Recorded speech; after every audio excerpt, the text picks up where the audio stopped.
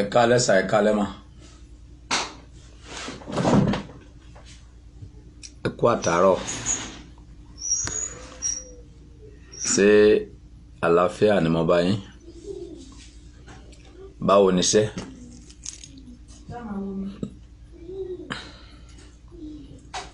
Ṣé ọjà tà ẹ̀yin obìnrin? Ṣé ọjà yín yá? Ẹ̀yin ọkùnrin sí ajé bu igbá jẹ? Ẹ káàbọ̀. Gbogbo àdáwọ́lé wa ayọ̀rísí rere.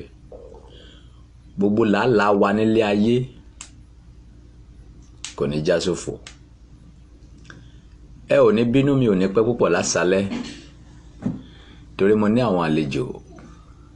Ṣùgbọ́n mo ti bá Ọlọ́run sọ̀rọ̀ wípé mo gbọ́dọ̀ máa bá ẹ̀yin èèyàn sọ̀rọ̀ lẹ́ẹ̀mejì lóòjọ́, àárọ̀ àti àṣálẹ́. Ìdí tí mo fi wà ń bí nìyẹn. So lákọ̀ọ́kọ́ a ní ìròyìn ayọ̀ méjìlá ní. One, obìnrin kan pè mí lọ́sàn yìí. Wọ́n ní alàgbà wọ́n ní Báíbù dùn gan o. Wọ́n ní kí ló ń mean? Wọ́n ní wọn kì í ka bíbélì tẹ́lẹ̀. Wọ́n ní àtìgbà tí mo ti ń sọ ọ̀rọ̀ Ọlọ́run pé àwọn wá bẹ̀rẹ̀ sí ń ka bíbélì. Ó ní ọ̀rọ̀ Ọlọ́run dùn gan. Nígbà tó ń bẹ̀rẹ̀ sí ń ka àwọn ìtàn yẹn wá dàbí ìgbà tó jẹ́ pé wọn ò ka ìwé rí. Mo ní ọ̀rọ̀ tí wúmà yìí sọ yìí jẹ́ kínú mi dùn púpọ̀. Wípé àwọn èèyàn tí ara mi yin Ọlọ́run lógo, àwọn èèyàn tí ara mi mọ̀ nípa Ọlọ́run. Inú mi wá dùn. Òun ló fà tí mo fi lọ create WhatsApp group. So ní báyìí a ti ní WhatsApp group. Link yẹn ni mo ti share lọ́sàn-án ẹ̀kan yẹn. Nǹkan tí WhatsApp group yẹn dẹ̀ wà fún ni wípé ìwọ kó tó wọ inú group yẹn kó ronú ẹ̀ dáadáa. Nǹkan méjì ló wà fún. Mo fẹ́ kí gbogbo yín kí ẹ lè wá máa lo ẹ̀bùn yín. Bí mo ṣe ń dá nìkan wàásù yín kò dáa. Mo fẹ́ máa pín ìwàásù fún gbogbo yín kẹ́yìn náà kí ẹ sọ nǹkan tí ẹ mọ̀ nípa ọ̀rọ̀ Ọlọ́run. Ẹnikẹ́ni tó bá ti wà ní group yẹn wọ́n mọ̀ pé ó máa wàásù. Tó bá wá tó stage ó ṣeéṣe ká ní face to face meeting. Ìgbà bára tí Ọlọ́run bá fi ràn mí lọ́wọ́ spiritually a gbọ́dọ̀ fi dira wa lámùrè. Nǹkan tẹ́gbẹ́ yẹn wà fún nìyẹn, láti fi ran ara wa lọ́wọ́. Ẹni tó bá wá ṣetán láti ṣe iṣẹ́ Ọlọ́run, láti máa sọ òtítọ́ ọ̀rọ̀ Ọlọ́run, a máa dì lámùrè, a máa ro ní agbára. Torí ní ayé tí a wà yìí tí èèyàn bá ní agbára kò lè ṣiṣẹ́ ìránṣẹ́. Ẹ má gbàgbé wípé aṣọ tí Jésù ń wọ̀ sísàlẹ̀ kò ní ojú ibi tó ti rán. Jésù àti Ọlọ́run nìkan ló yé. Bẹ́ẹ̀ ni èèyàn ò dẹ̀ lè fi ojú lásán ṣe iṣẹ́ Ọlọ́run. Wọ́n máa yí jọba mi bọ́ máa sọ̀rọ̀ torí mo rí wípé nǹkan tí mo ń ṣe níbí ó wà concentrate. Tí bá ti ń sọ̀rọ̀ mi ó mọ̀ pé mi ò fẹ́ máa gbáriwo létí mi. Wọ́n máa jẹ́ kí inú máa bí mi, kì í sì gbàgbọ́ mú láìkí kí n máa bínú. Okay? When I say it again, ẹ̀yin ni máa bá jà.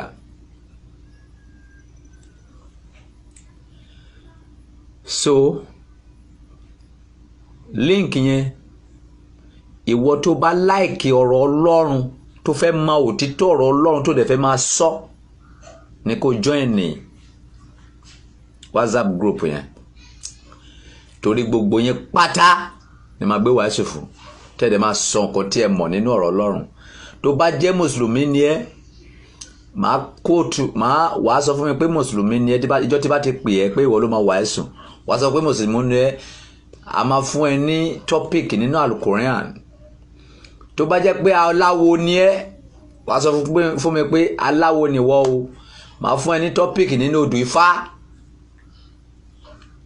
A fẹ́ kọ́ra wa lẹ́kọ̀ọ́ ọ̀rọ̀ Ọlọ́run, a dẹ̀ fẹ́ róra wa lágbára, a dẹ̀ fẹ́ fún ara wa ní iṣẹ́, a fẹ́ so oògùn. Àwọn kan lè dúró tẹ́tẹ́lẹ́. Onígbàgbọ́ gbọ́dọ̀ dúró tẹ́tẹ́lẹ́, o gbọ́dọ̀ so oògùn sára, o gbọ́dọ̀ dira. Wàá sọ òtítọ́, wàá ṣe àánú, wàá di ara ẹ lámùrè. O gbọ́dọ̀ jókòó tẹ́tẹ́lẹ́ bí ìbàjẹ́ báyìí máa pa ẹ́ dànù. ẹ gbọ́ nǹkan tí Bíbélì sọ ni ẹ̀yin yóò gba agbára nígbà tí Ẹ̀mí Mímọ́ bá bà lé yín. Láìsí agbára ò lè ṣiṣẹ́ Ọlọ́run.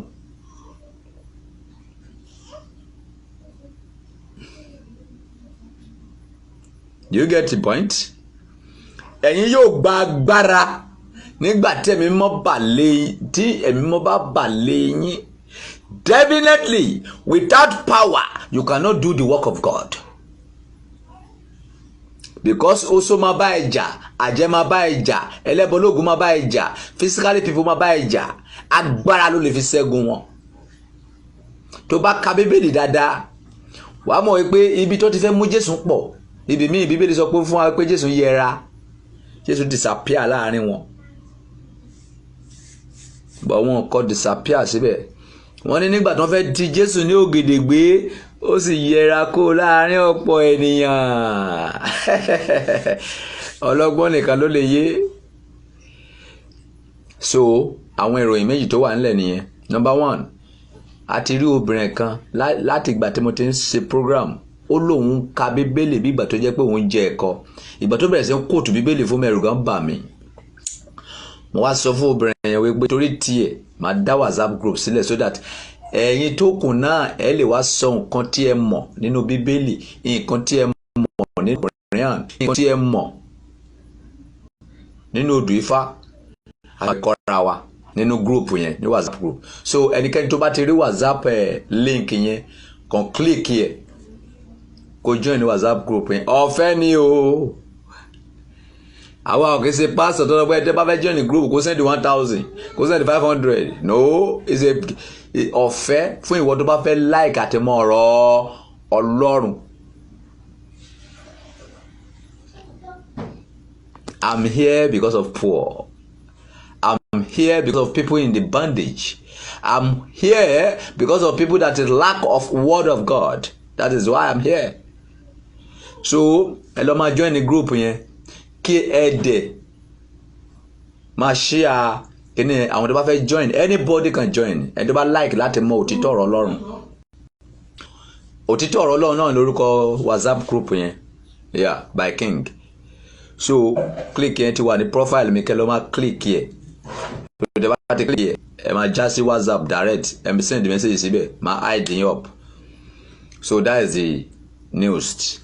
Mo fẹ́ béèrè question kan lọ́wọ́ ẹ̀yin onígbàgbọ́ lónìí. Tí mo dẹ̀ mọ̀ pé gbogbo yín lè máa fail. Torí mo rí wípé àwọn pastor yín ti kọ́ yín ní ìkọ́kúkọ́ jìnnà. Ìwọ tó bá sáré dáhùn question yẹn síbi máa fún ẹ ní 5,000 naira. Yes. Question tó fẹ́ dáhùn yìí ó simple, òun ló simple jù ní Bíbélì, but ọ̀pọ̀lọpọ̀ pastor lẹ́ni ló máa ń fail ẹ̀. Ìwọ tó bá sáré dáhùn question yẹn sharp within 2 minutes máa fún ẹ ní 5K, 5,000 naira. Yeah. Ready láti dáhùn question yẹn. What I need is point.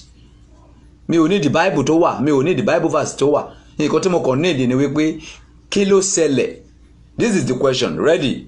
5,000 naira ni màá fún ẹ cash nísì máa transfer ẹ sí ẹ màá ní kó send the account number ẹ síbí máa transfer ẹ sí ẹ wàá wá send the paper yẹn fún wa níbí pé alàgbà ti send ẹ o because when I do something I confirm it. This is the question. A question yẹn kan péré ni. Mọ́mì dáàdì tó wà ń bí tó jẹ́ kìrìtẹ́nì kí ni nǹkan tó fà á tí Mósè ò fi wọ ilẹ̀ lérí? That is the question. 5,000 ni. Mo dẹ̀ mọ̀ pé ọ̀pọ̀lọpọ̀ èèyàn ló máa fail ẹ̀. Ẹni àkọ́kọ́ tí message jẹ̀ bá kọ́ wọ bí tí bá kà first person that send the message that send the answer will receive 5,000 naira. Mi ò pín owó yẹn fẹ́ ni méjì ẹnìkan péré mo need kó gba question yẹn. Kí ni Mósè ṣe tí ò fi wọlé lérí? Oríṣiríṣi la ń gbọ́. Oríṣiríṣi la ń gbọ́. Oríṣiríṣi la ń gbọ́. Oríṣiríṣi la ń gbọ́. Kí ni Mósè ṣe tí kò fi wọlé lérí? Ẹ dá mi lóhùn you have just 2 minutes. Ẹ má gbàgbé pé mo sọ pé mo ní àwọn àlejò. Good evening salaso yìí. A ní kí ni Mósè ṣe? Kí ni Mósè ṣe tí ò fi wọlé lérí 5,000 naira?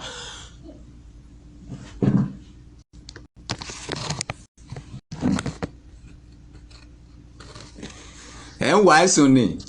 He does not follow God's instruction. What type of instruction is that? That is not the point. The point. Ṣé mọ̀ pé mi gbọ́ òyìnbó ó bá tágẹ́ kọ́ ní Yorùbá sódà kó lè yé mi.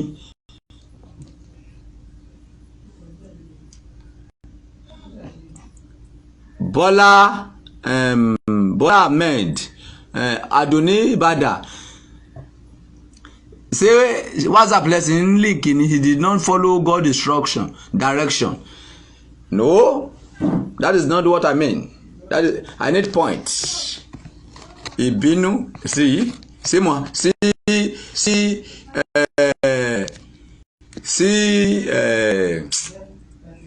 this man Muhammad.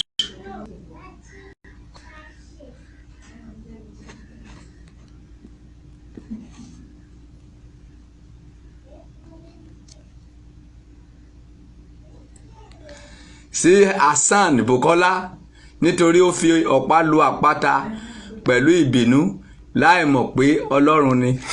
See what they are teaching you in the church. See what, are you getting my point now? All your pastor have give you problem. We have problem in Nigeria. Very big problem. Please, anger. He is asked by God to strike the rock. Us and they did not more that. No. Nítorí pé ó ṣe iyèméjì. Amos di olù. Kò yẹ kó jẹ́yìn, ó dùn mí, kò yẹ kó jẹ́yìn. Amos di olù. Kò yẹ kó jẹ́yìn, please. Ẹ̀yin ni sọ̀rọ̀. It's 5k. Màá send this sísìn.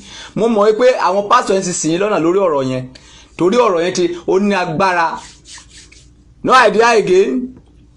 You have only 1 minute more. Then press up.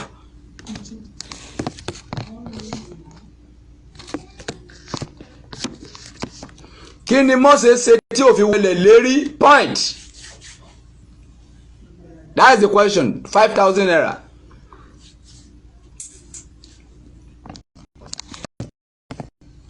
Nítorí kò gbé ògo. Ìyá ìjọ Adéyẹmí. Ìyá ìjọ Adéyẹmí, send your account number now. And everybody should go back to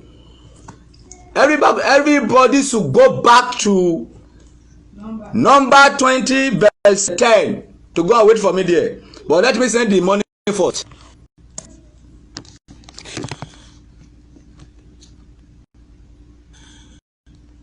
Ìyá ìjọ Adéyẹmí, send your account number now.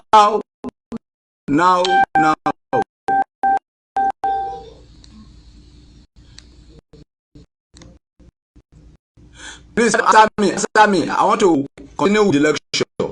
Please.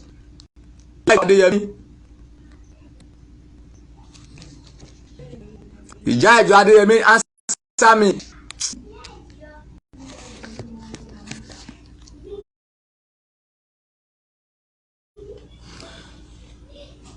Ìyá ìjọ answer me type account number NCB.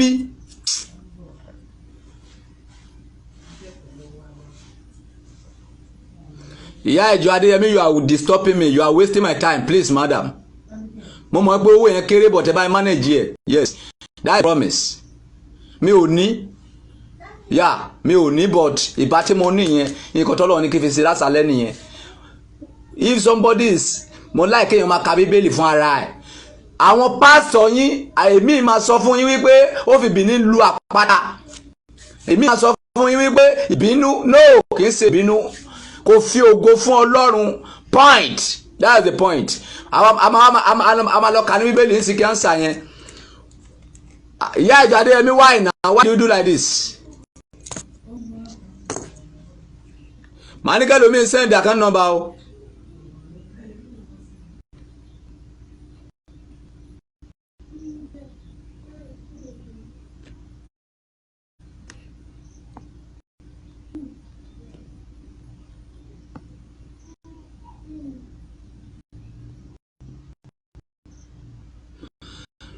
Ìyá ìjọ Adéyẹmí, where are you?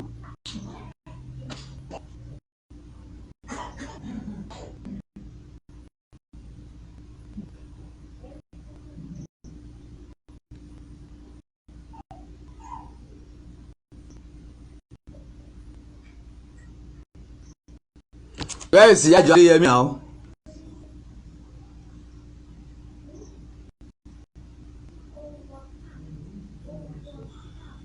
Àwọn èèyàn sọ pé nítorí pé ó fi ọ̀pá lóye ní ikọ̀ tó ń kọ́ wọn ṣọ́ọ̀ṣì nìyẹn. Gbogbo ilẹ̀ máa gbọ́ ìsìn.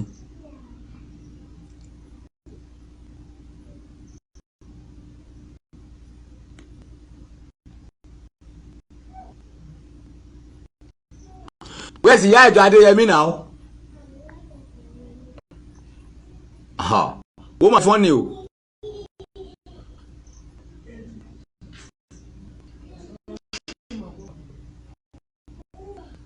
But this Ìyá Ìjọ Adéyẹmí now who is watching me now. Send your account number here.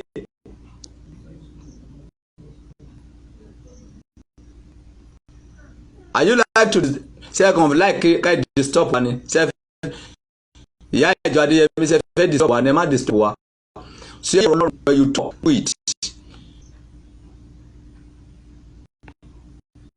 Mo lè ra ilé èèyàn tó yẹ tọrọ Ọlọ́run kò sí kò tí mi lè fẹ́ because of it. Ṣé Ìyá Adéyẹmí ti remove ara níbí ni mi ò mọ̀ rí mọ́.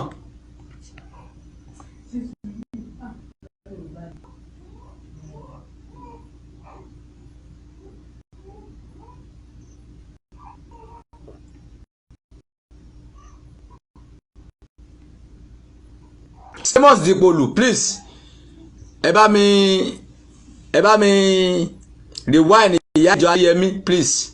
Mi ò dẹ̀ rí mọ́ mi níbí bí bóyá wọ́n disappear ni I don't know. Àwọn náà mú wá látẹ̀kan.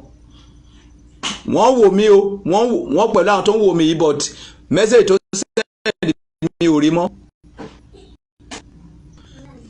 Let me read the Bible. Ìyá Ìjọ Adéyẹmí please I beg you in the name of God send your account number before we kó tó di máa parí ètò yìí please.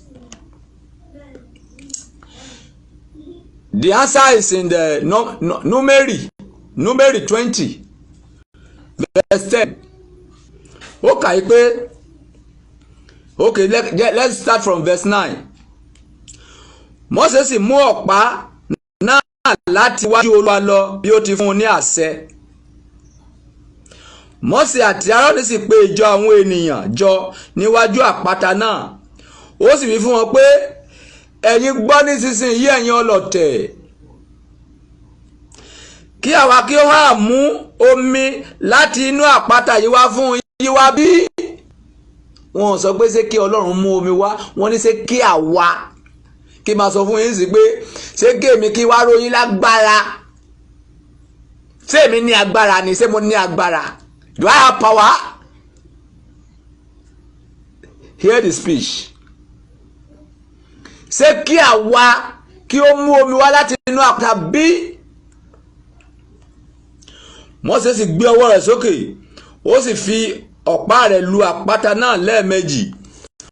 Omi sì tú jáde ní ọ̀pọ̀lọpọ̀. Ìjọ àwọn èèyàn sì mu àti ẹran wọn pẹ̀lú 12.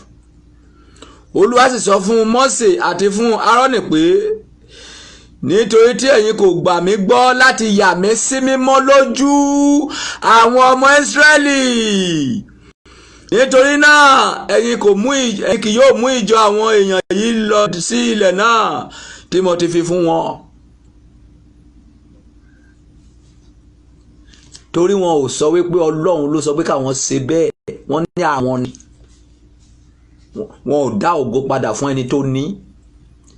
Bẹ́ẹ̀ náà ni ìwọ tí ó jẹ́ pé ó sọ wòlíì ẹ di ọ̀run lénìí, wàá jẹ ìyà láyé wàá jẹ lọ́run.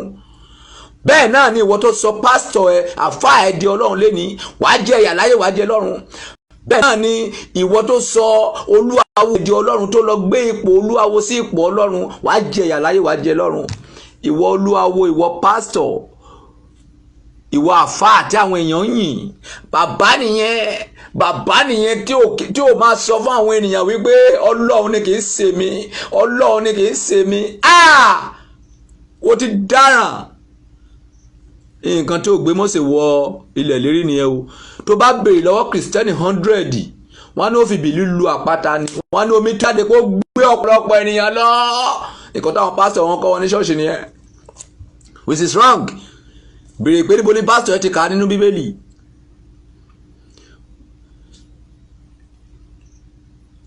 àwọn pásítọ̀ yẹn tún máa ń sọ àwọn ọ̀rọ̀ kan wípé Mósè bú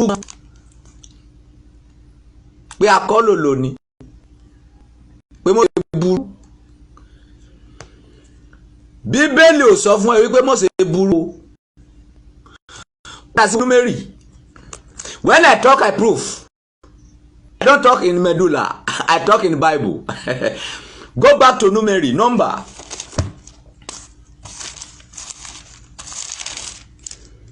Wọ́n ní akọ́lòlò ni Mósè pé ó burú gan. Mósè ò burú rárá, is a gentleman. Lọ sínú ìwé number 11.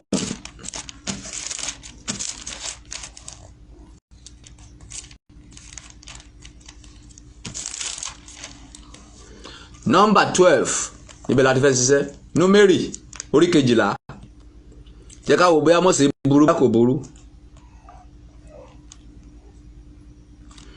Ẹ jẹ́ ká wo verse 3. Númérì 12 verse 3. Ṣùgbọ́n ọkùnrin náà Mósè ó ṣe ọlọ́kàn tútù ju gbogbo èèyàn lọ tí ń bẹ lórí ilẹ̀. Ṣé wọ́n sọ fún ẹ pé Mósè burú?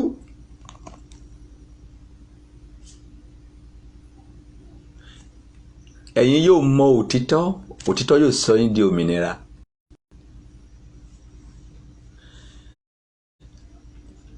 We have a lot of work to do in Nigeria. Kì í dẹ̀ ṣe sẹ́tẹ̀mí nìkan lè dá sí. When I train you, you will train another person. That is the reason why I create WhatsApp group, so that all of us can preach what you know about God. I don't want to hear what you know about your pastor. I don't want to know what you know about your affair. I want to hear what you know about God.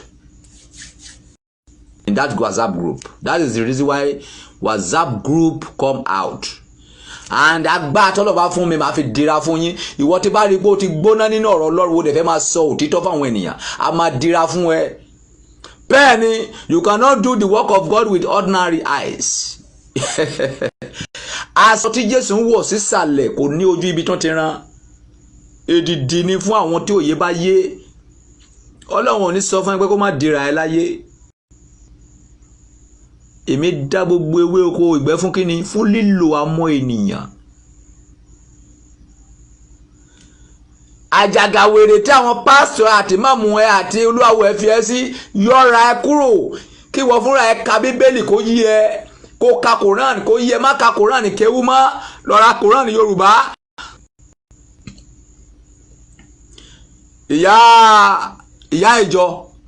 Ìyá ìjọ tó wégele white yìí tó gbé sẹ́ni sọ́run a máa jà. Mo máa bá yín jà gidi. Ẹ má tì mí dẹ́ṣẹ̀ sí Ọlọ́run. Send your account number here. Ẹ ti fẹ́ máa mú mi dẹ́ṣẹ̀ gẹ́gẹ́ yẹn. Kì í ṣe owó yẹn ló fẹ́ là yín. Ṣùgbọ́n mo ti sọ jáde, let me fulfill my promise please. Eléyìí yàtọ̀ pé mo fẹ́ ta yín lọ́rẹ, mi ò ta yín lọ́rẹ. Káyọ̀ pé mo fẹ́ ta yín lọ́rẹ ṣe ó lè bọ́ sí kọ́nà. Ṣùgbọ́n eléyìí tí mo ń ṣe yìí kí orí àwọn ènìyàn lè wú sí ọ̀rọ̀ Ọlọ́run, kí wọ́n lè mọ bí ọ̀rọ̀ Ọlọ́run ṣe iyebíye tó. Mo fẹ́ ta yín lọ́rẹ.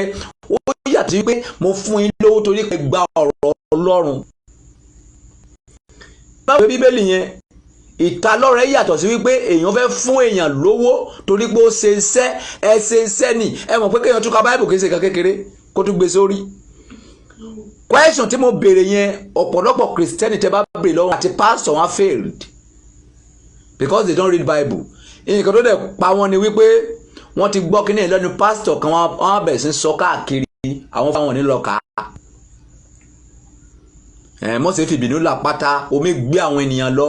Òun ló fà tí Mósè fi wọ ìjọba ọ̀run. Òun ló fà tí Mósè fi kó àwọn èèyàn délẹ̀ lérí. No!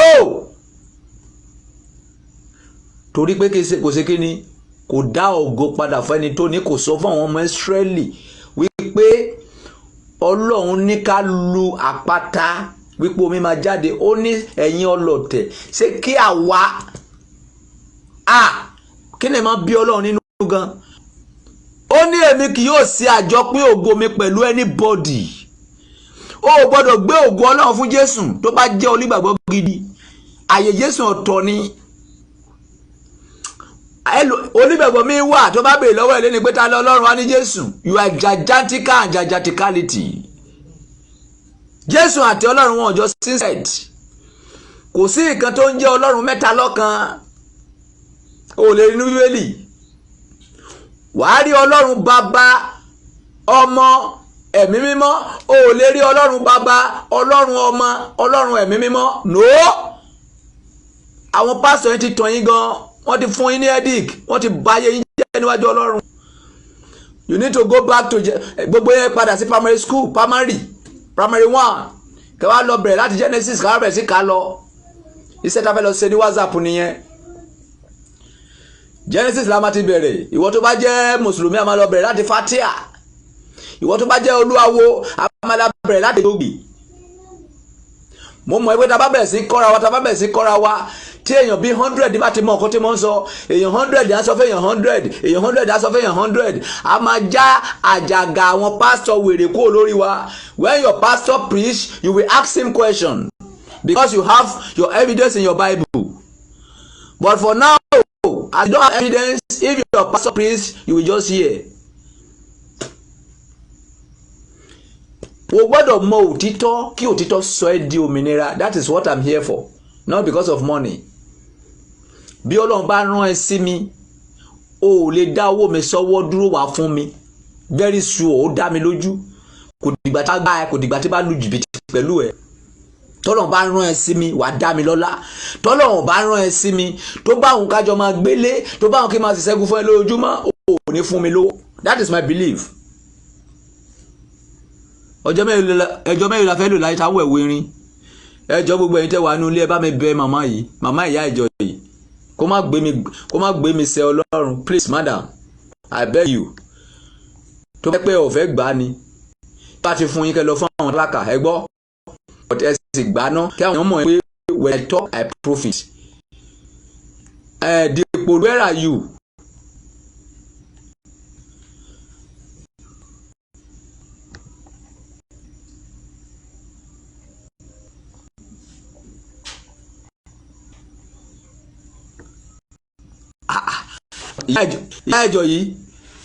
Ìyá ìjọ yìí fún ni o.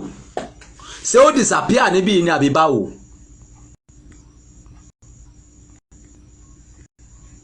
Ṣé fóònù mi ti kéré jù ní àbí báwo? Because gbogbo message kò yọ lẹ́ẹ̀kan náà mo ń throw ẹ̀ sókè ni. Mo dẹ̀ wá ìyá ìjọ tì.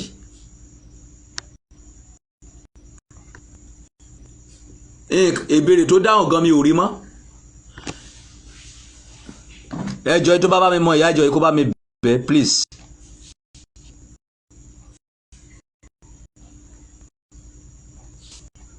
Ìyá ìjọ tó lè for me kò dáa. I don't like it. Bíbélì sọ pé má ṣe ṣe ìbúra kí ìbúra. Oníṣùgbọ́n ẹ jẹ́ kí bẹ́ẹ̀ ni kó jẹ́ bẹ́ẹ̀ ni, kí bẹ́ẹ̀ kọ́ yín kó jẹ́ bẹ́ẹ̀ kọ́.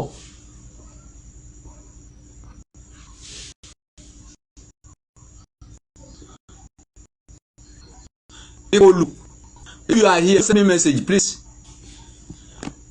So just help me to find ìyá ìjọ ló bẹ̀rẹ̀ woman yẹn dé fìlà, ó wé gèlè white, ó wọ lace, ó gbé chain nìkan sọ́rùn báyìí. Kẹ́ bá mi rewind message ẹ̀ fún mi. Ó dẹ̀ kó lórí line kí tún lè rí wọn dá, kí tún lè rí wọn. Tí wọ́n ní kí lọ kó lórí line ẹ̀ sì ní rí wọn. Please.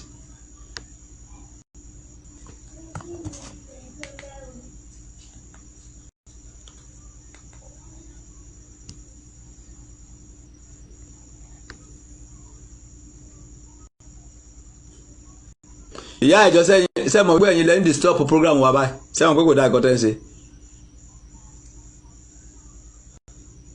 Sẹ́mọ̀ pé ẹ̀yin lẹ́yìn disturb program wa. Okay.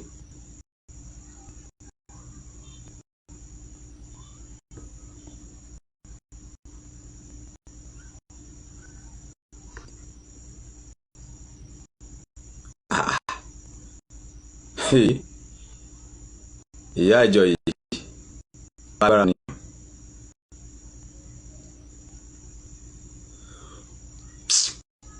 Madam, why are you doing that for me? You are disturbing. Please, madam.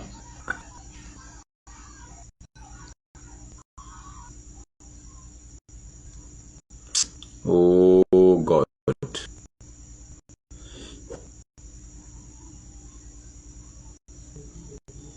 Ìyá ìjọ.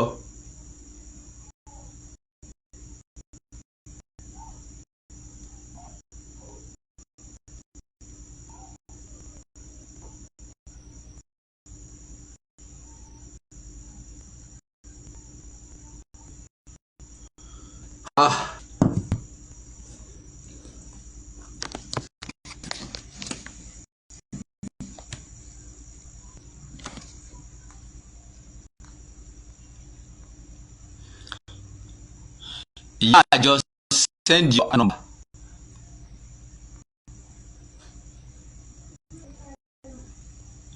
Ṣé mo pé ẹ ti bá fi jẹ́ báyìí? Ok, King Solomon, ẹ kú iṣẹ́ Olúwa. Ọlọ́run á máa jù báyìí lọ síwájú. Ẹ bá mi fún àwọn opó bíi tèmi lówó náà. Bẹ́ẹ̀ sì fẹ́ sí ni àbí? Ok ma. But why tí ẹ ò ṣe send the message yẹn kẹ́ fúnra yín fún àwọn opó so that kíkíní yẹn kíkíní yẹn bá lè ní èrè.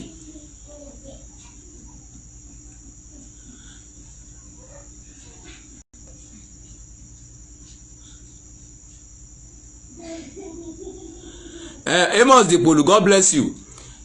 Ṣé ti wá rí pé ò gbà ìyá ìjọ why you don't give the kílódé yẹn ò lè fún opó fún ara yín kémi fún ẹ̀yin kẹ́yin fúnra yín lọ fún wọn kán lè ṣe àdúrà fún yín.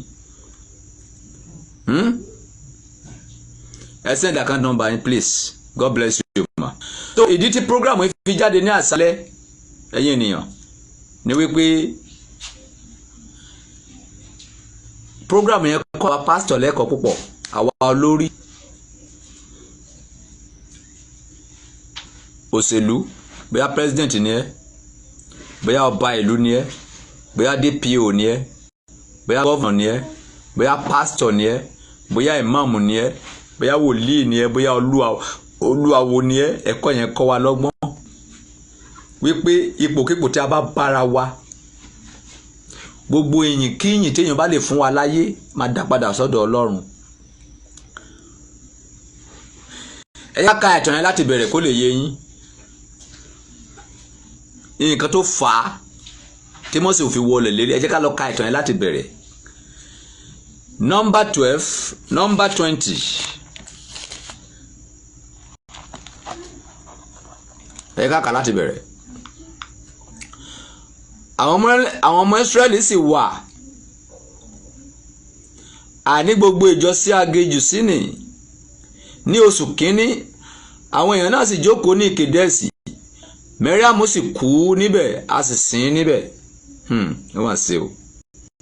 Omi kò sì sí fún ìjọ.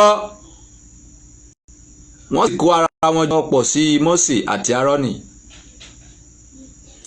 Àwọn èèyàn sì bá Mósè sọ wọ́n sì wí pé àwa ìbá ti kúkú kú nígbà tí àwọn arákùnrin wa kú níwájú Olúwa. Ìbá ti kúkú ti pa wá tẹ́lẹ̀. Èyí àti ṣe tí ẹ̀yin fi mú ìjọ Olúwa wá sí aginjù kí àwa àti ẹran wa kí ó lè kú níbẹ̀. 5. Èyí àti ṣe tí ẹ̀yin fi mú wa gòkè tí Egypt wá láti mú wa wá sí ibi búburú yìí kì í ṣe ibi irúgbìn tàbí ti ọ̀pọ̀lọ́ tàbí ti àjàrà tàbí ti pomegranate bẹ́ẹ̀ ni kò sí omi láti mu. 6. Mósè àti Árónì sì lọ kúrò níwájú ìjọ sí ẹnu ọ̀nà àgọ́ àjọ wọ́n sì dojú wọn bolẹ̀ ògo Ọlọ́run sì hàn sí wọn. Olúwa sì sọ fún Mósè pé mú ọ̀pá àní kí o sì pe ìjọ àwọn ènìyàn jọ ìwọ àti Árónì arákùnrin rẹ kí ẹ sì sọ̀rọ̀ sí ọ̀pá àní ní ojú wọn yóò sì tú omi rẹ̀ jáde ìwọ ó sì mú omi láti inú àpáta náà jáde fún wọn wá ìwọ ó sì fi fún ìjọ àti fún ẹran wọn mu. Are you with me? Nǹkan tí mo máa ń sọ fún yín lójoojúmọ́ nìyẹn. ẹ̀yin tẹ́ máa ń pè mí lẹ́kọ̀ọ̀kọ̀ alàgbà ọ̀rọ̀ tẹ́ mọ́ sọ yẹn ti ń pọ̀ jù ẹ má jẹ́ kán wá gbé yín àwọn òsínwìn wo ló fẹ́ wá gbé mi. This is my flesh. I am flesh. I don't have nothing. I'm nothing. Ọlọ́run yá ara mi lò. Ọba tó dá mi, ọba tó mọ ara mi yìí, tó mọ àwọn tó fẹ́ wá gbé mi yẹn. Ó ní kí n sọ fún èèyàn kan wípé nǹkan yìí ó ń ṣe kò dáa. Ó wá ní kí n bẹ̀rù ẹnìyẹn kí wá lọ dúró de Ọlọ́run wípé Ọlọ́run ò jẹ́ kankan. Kàbí kí n ṣe advice tẹ́ fún mi nìyẹn. Torí ọ̀rọ̀ yín ò yé mi. Anything that God tell you to do, you must do it. If you don't do it, wàá níyì lójú ènìyàn ṣùgbọ́n níwájú Ọlọ́run wo ikú. Orí ìkọ́ tọ́lọ́run ṣe fún Mósè. Mú ọ̀pá tó bá ti déwájú àwọn ènìyàn fi lu irin fi lu àpá tó bá ti lu àpá tó máa jáde. Ṣùgbọ́n nígbà tí Mósè déwájú àwọn èèyàn, ẹ̀yin ọlọ́tẹ̀ ṣé kí èmi who are you? Báwo ló ṣe jẹ́? Ṣé kí èmi ṣé kí àwa èmi àti Áárónì kí a fún yín lómi láti inú àpáta? Wọ́n fẹ́ dára kí àwọn ọmọ Ísírẹ́lì lè mọ̀ wípé agbára wà lọ́wọ́ wọn. You are gigantical and giganticality. Bí ìwọ pásítọ̀ ìwọ ẹ̀ báwọn ṣe fọ́ọ̀bù ní mọ́sálásí wípé kò sí irú ẹ̀. Tọ́lọ́ bá ti kó nínú ayé ẹ ò jẹ́ kankan mọ́. Bí mo ṣe ń sọ̀rọ̀ yìí sí kí ọlọ́kọ̀ sọ pé oye King Solomon ó yá gbogbo ọ̀rọ̀ tó wà lẹ́mẹ̀ẹ́ bá mi gbé o gbọ́dọ̀ sọ̀rọ̀ mọ́ o ò ní wò mí mọ́ kémi kàn débi kí kò sí báyìí tó bá pẹ́ tó ti ń wò mí máa lọ gbó lórí burúkú ẹ̀ bóyá àwọn ayé ti lù ú mi máa ráyè gbogbo lórí burúkú yìí o ẹ máa lọ ti yín ni ọ̀rọ̀ yẹn ọ̀rọ̀ tí mo ń sọ yẹn òun lẹ́ ń wò kìí ṣèmi lẹ́ ń wò Ọlọ́run lẹ́ ń wò ta ló ní ọ̀rọ̀ Ọlọ́run ní àtètèkọ́ṣe ni ọ̀rọ̀ wà pẹ̀lú Ọlọ́run ní ọ̀rọ̀ náà ọ̀rẹ́ ló ní ọ̀rọ̀ wá ń sọ ọ̀rọ̀ ẹ wá ló ti pọ̀ jù ẹ̀yin èèyàn tẹ́ fún mi ládùúgbàsí ẹ̀ bẹ̀rù orí yín o.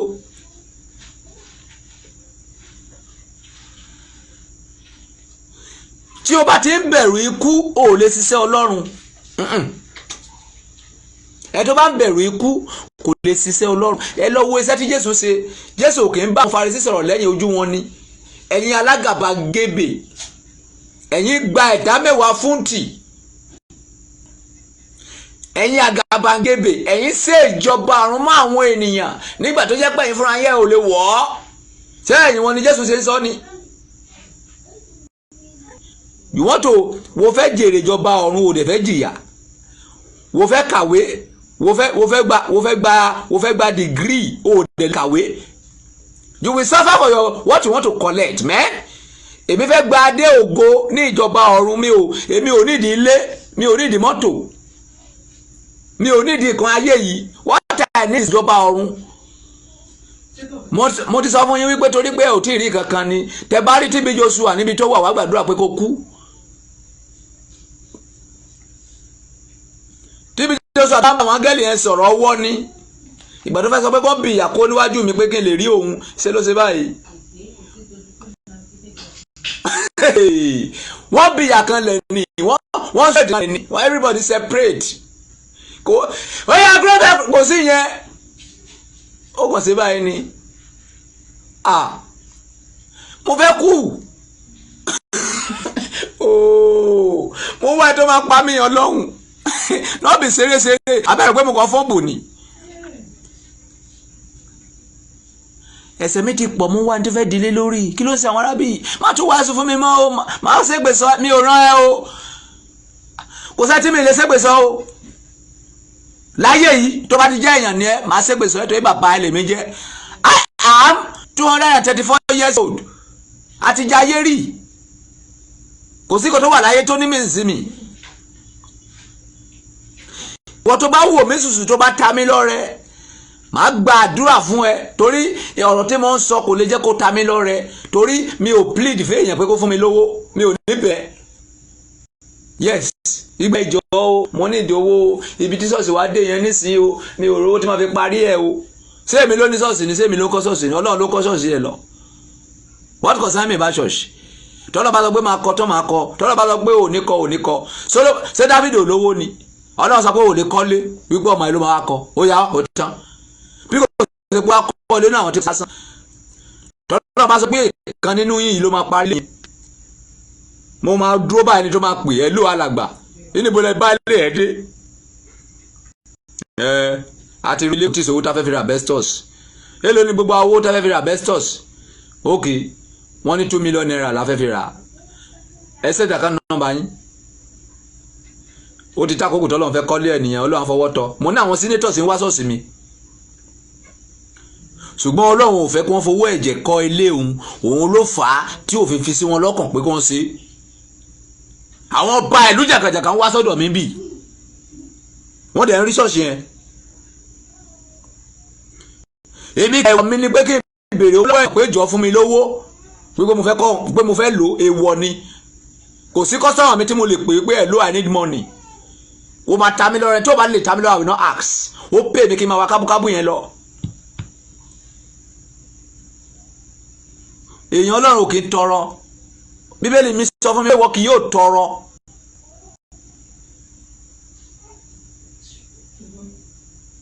Èlé tí máa fi tọrọ máa lọ sí kábúkábú. I'm the one that have my car. Èló ni mọ́tò. Tí bá gbà méjì tí bá rìn gbà máa ní owó tí máa fi jẹun àtìyàwó. Iṣẹ́ Ọlọ́run òun fúnra ẹ̀ ló máa ṣiṣẹ́ kò sí èdè tó kàn mí. Mi ò wọ́mọ ìjọ. Yes. Tèmi ni pé kí n sọ òtítọ́ ọ̀rọ̀ Ọlọ́run fẹ́ ní tí bá ti rí. Ọlọ́run fúnra ẹ̀ ló máa kó àwọn ọmọ ìjọ síbi tó bá fẹ́. Mi ò pẹ̀lú wòlíì tó máa lọ bá wòlíì pé kí ni mo lè ṣe tíjọ mi máa fi kún for what? Ṣé mo fẹ́ gbá wọn ni? Kí ni wọ́n fẹ́ kún fún? Kí ni wọ́n fẹ́ ṣe fún mi? Ṣé ti rí gbàgbọ́? Nǹkan tí mo ń kà ló darí mi rú o. Kì í ṣe pé bóyá mi ò láìkì kan yẹnyẹnyẹnyẹ o. Bíbélì tí mo ń kà ló yà mí ní wèrè o. Tí ọ̀rọ̀ mi ò fi bá tayé jọ yìí o. Ṣé mo pé àwọn pásítọ̀ ẹlòmíà bá ìyá ìjọ ẹ̀ wípé kí la lè ṣe tí ṣọ́ọ̀ṣì máa fi kún. Èmi ò ráyè. Torí kì í ṣe mi lóní ṣọ́ọ̀ṣì. Olùdásílẹ̀ ṣọ́ọ̀ṣì Ọlọ́run ni. Ó ní Jésù lólórí ìjọ, olùṣọ́ àgùntàn lèmi. Ibi tí wọ́n fi mí sọ tèmi ni pé kí n dúró síbẹ̀. Tó bá wọn Ọlọ́run pé òun fẹ́ kérò pọ̀ kó kérò síbẹ̀. Tí ò bá dẹ̀ òun bọ́ wá jẹ́ pé èèyàn méjì, Jésù nígbà tó dé ó ní ibi tẹ́ni méjì tàbí ẹni mẹ́ta. Tó bá sọ pé dandan kérò pọ̀ á jẹ́ pé ó ní nǹkan tó fẹ́ fẹ́ àwọn èèyàn yẹn ṣe. Á jẹ́ pé wo ti ṣiṣẹ́ míì nìyẹn. Wo fẹ́ gbá wọn, wo fi kàn mí pẹ̀lú wọn. Kò sí kí ló kàn pọ̀ ẹ̀ pọ̀. Ọmọ ìjọ wá ṣọ́ọ̀ṣì kò kàn mí, mi ò ní bèrè ẹ lọlé.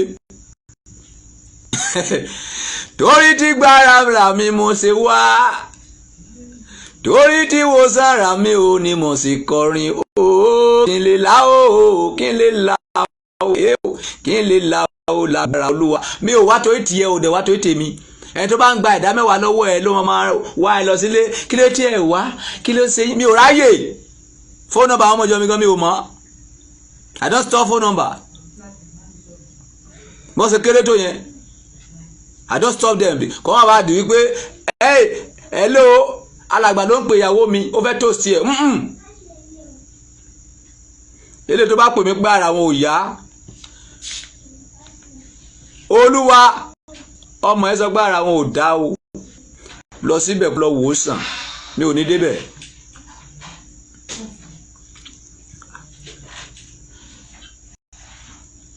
Jẹ́ ọlọ́gbọ́n bí ejò kò níwà tútù bí àdàbà ẹ̀kọ́ pọ̀ ń bẹ ìtumọ̀ èdìdì yẹn ó ní agbára mo fẹ́ ka ìtàn yìí tán.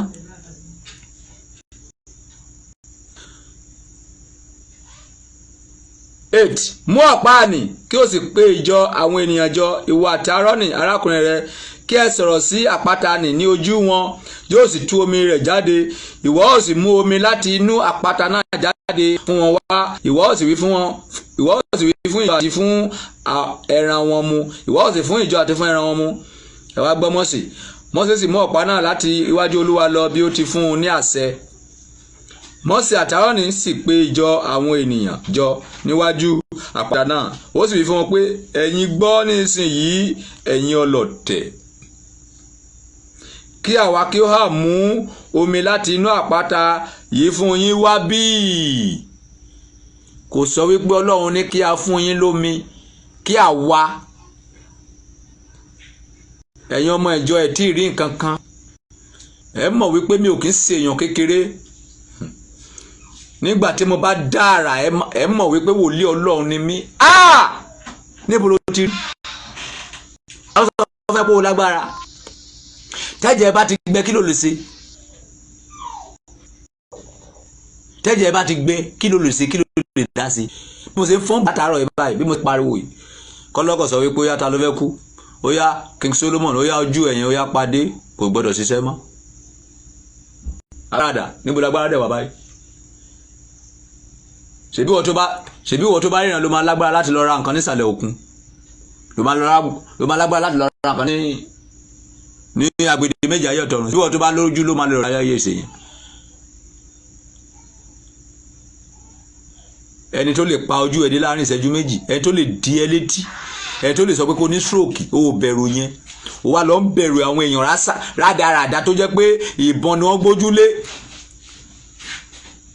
kọ́ má bá wa gbé yín mo ní mo wá tó máa pa mí oníkọ́ má bá wa gbé mi ó hàn kó tó bá wa gbé mi wọ́n ràn mí lọ́wọ́ ni so o rò pé ayé tí Jésù wà yẹn pé ẹ ni Jésù tó fi ipò ẹ̀ sílẹ̀ lọ́run tó wá sáyé ó wá ń lo 33 years ó rò pé ó pé ẹ ni ẹni tó jẹ́ pé fàájì ló ń ṣe tẹ̀yìn èèyàn wá lọ ń sọ̀rọ̀ rádaràda fún nígbà tó wà láyé gbọ́ ọkọ̀ táwọn èèyàn ṣe fún Jésù ni wọ́n lórí ẹ̀ dàrú àbí òtí ka Bíbélì ẹ̀ débẹ̀ ni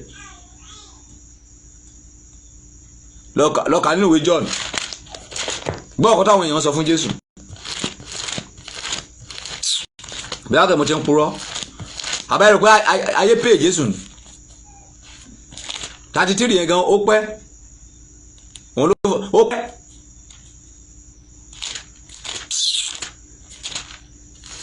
ọmọ àwọn èmi tún lé ní 33 I'm 34 years old now wọ́n sọ fún mi pé kẹ́nìkan má bàa pa mí èmi tó yẹ pé mo ń wá ẹkú kiri ojoojúmọ́ mo ń wá ẹni tó máa gbé ẹsẹ̀ mi yìí tí máa gbélé lórí mo ti dẹ́sẹ̀ jìnnà ẹ mọ ìyàwó tí mo ní ni ẹ mọ ìyàlè tí mo ní àlè tí mo ní lọ́wọ́ mi nísìnyí owó 500 mo dẹ̀ ní mi ò tí ì dúró ọba Solomoni la pé mo fẹ́ jọ Solomoni tiwájú yẹn Solomoni ní ìyàwó 700 ó ní àlè 300 that is 1000 èmi sì gbogbo ìyàwó àtàlẹ́ ń sìn 500 dìdì lóòdè mo dẹ̀ sí lọ sórí 1000 torí mo gbọ́dọ̀ jọ bọ̀tí ikọ̀ tí mi ní fi jọ ni pé níbọ̀ òrìṣà torí pé ó tẹ̀lé obìnrin lọ sílé òrìṣà òun ló fà tọ́lọ́run fi bínú sí kí ṣe tó tẹ obìnrin tó fẹ́ èmi ò níbọ̀ òrìṣà mi ò ní gbẹ́bọ lọ sórí ìta mẹ́ta mi ò ní gbẹ́bọ lọ sí di igi mi ò dẹ̀ ní tọ̀lé obìnrin lọ jíjó wèrè nílé òrìṣà bẹ́ẹ̀ ni but 1000 mi gbọ́dọ̀ pé bẹ́ẹ̀ ni ẹ̀ṣẹ̀ tí mo dá nìyẹn ẹ̀ṣẹ̀ ẹyọkan tí mo dá nìyẹn pẹ̀lú ẹ̀ṣẹ̀ tí ṣẹ̀ nígbà tá wà ní hooligans gbogbo ẹ̀ṣẹ̀ yẹn mo fẹ́ wá ẹnìkan gbélé lórí tó tẹ́nìyẹn bá pa mí èmi máa free òtítọ́ gbogbo ìgbésí ayé mi òtítọ́ ni mi ò ní pretend báyìí sọ̀rọ̀ láyé tó bá ṣe nǹkan tó bí mi inú tó bá déwájú mi ẹ̀ ló madam o ti ń kọjá yẹ tó bá fún mi ní 100 million sì máa sọ fún ẹ pé ẹ ló ṣé kí transfer owó ẹ padà fún ẹ I don't send you when you give me money you give unto me because you give me money you are talking rubbish màá ṣe pé bàbá ẹ màá ṣe pé sọ ẹ̀yà ẹ kó lè mọ̀ pé mi kó owó kan jẹ kò sí kó tó lè fi tù mí lójú ju wípé kó ní ẹ̀lẹ̀ kó dẹ̀ máa sin Ọlọ́run kó máa sòtítọ́ that's all tó bá ti sòtítọ́ tó bá ti nírẹ̀lẹ̀ tó ti sin Ọlọ́run ọ̀rẹ́ mi ni ẹ kò sí kó tí mi lè fún ẹ tó bá sọ fún mi pé kí n gbé agbára tó wà nínú mi kí n gbé fún ẹ mo lè gbé fún ẹ tó bá sọ òtítọ́ tí bá yẹ pé ó ń sòtítọ́ dẹ̀ sí àánú ó dẹ̀ sin Ọlọ́run bó ṣe àti bó ṣe kò sí kó tí mi lè ṣe fún ẹ láyé ṣùgbọ́n ó fún mi lówó ó wá lọ ń gbéraga níwájú mi màá sì pèsè ọyà àtiwà tó wù ẹ that's why ìdí nìyẹn tí mo fi yàtọ̀ sí àwọn pásítọ̀ yín owó ló sọ wọ́n di dìdìrìn kì í ṣẹjọ́ wọn torí wọ́n lé ayé wọn ò lè jọba ọ̀run tí olówó bá wọ ṣọ́ọ̀ṣì wọn wá èmi àkó lórí àga ẹ̀. Please, sorry. Who is this? Hello? Yeah? Ẹ kálẹ́.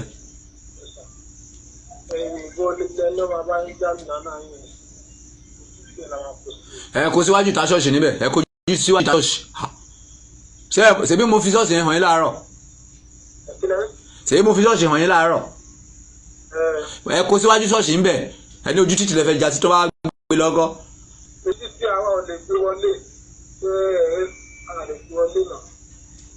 Ibi títì ibo. Bóyá kẹ́ fi sílẹ̀ sí mọ́tò dára tó bá dára la máa mọ bá ṣe máa ṣe.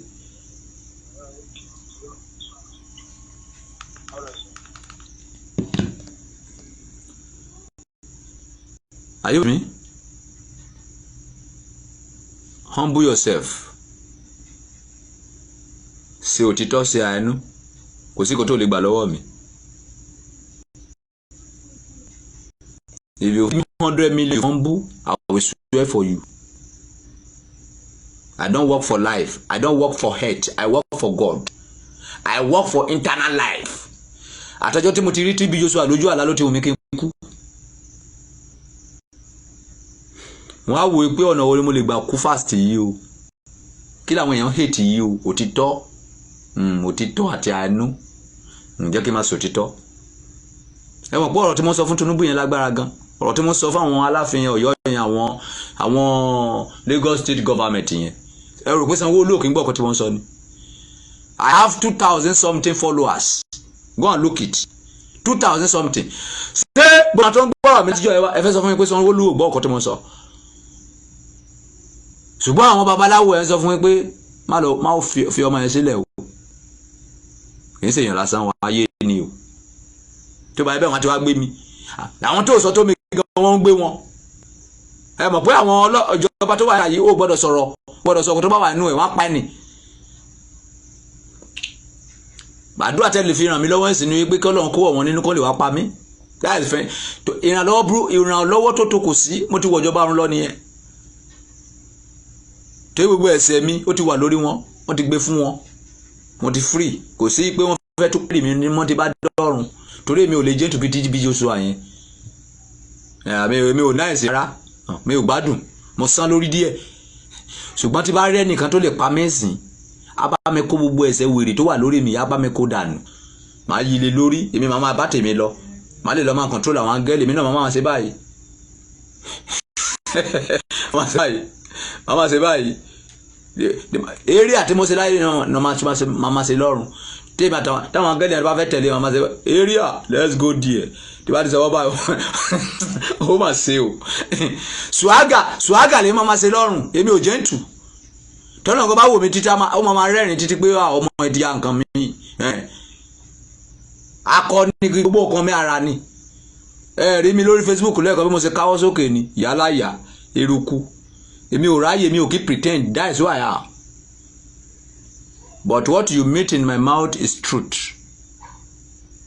I will not tell you lie. When I tell you truth, if you don't hear, I will drive you out of my front. Ìjọ tó bá sọ́dọ̀ mi tí bá sọ pé problem tó ń sí ẹ yìí pé your money is 1 million naira tá máa fi ra irinṣẹ́ tó bá sọ fún mi pé owó mi ti wọ́n jù máa sọ fún ẹ pé ṣé mi ò sọ fún ẹ lórí fóònù kó tó wá wà ní mo sọ fún ẹ tó bá sọ fún mi pé kí bá ẹ dín 1 naira ń bẹ̀ máa sọ fún ẹ wípé nílé ayé ẹ má ti déwájú mi mọ́ o fẹ́ tì mí ṣe Ọlọ́run kí lọ ra irinṣẹ́ fún ẹ àbí mi ò kí ń gbowó kí tó fowó mi ra irinṣẹ́ fún ẹ ẹnìkan tí mo lè ra irinṣẹ́ fún láyé ni tálákà tí ọ̀run bá mi sọ̀rọ̀ wípé ọmọ tó wà níwájú ẹ̀ yìí kò dẹ̀ gbọ́dọ̀ kú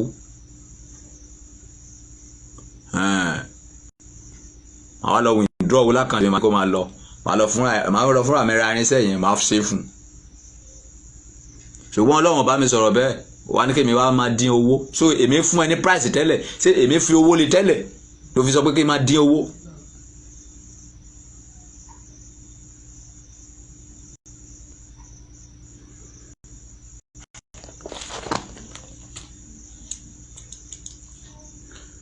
Mósè sì gbé ọwọ́ rẹ̀ sókè ó sì fi ọ̀pá rẹ̀ lu àpáta náà lẹ́ẹ̀mejì omi sì tú jáde ní ọ̀pọ̀lọpọ̀ ìjọ àwọn ènìyàn sì mú àti ẹran wọn pẹ̀lú